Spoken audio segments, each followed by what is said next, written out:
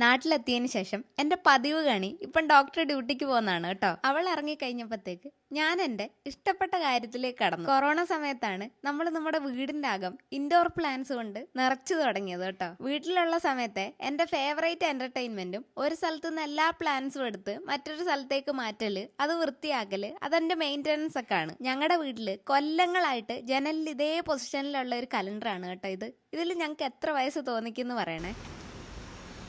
Bye bye.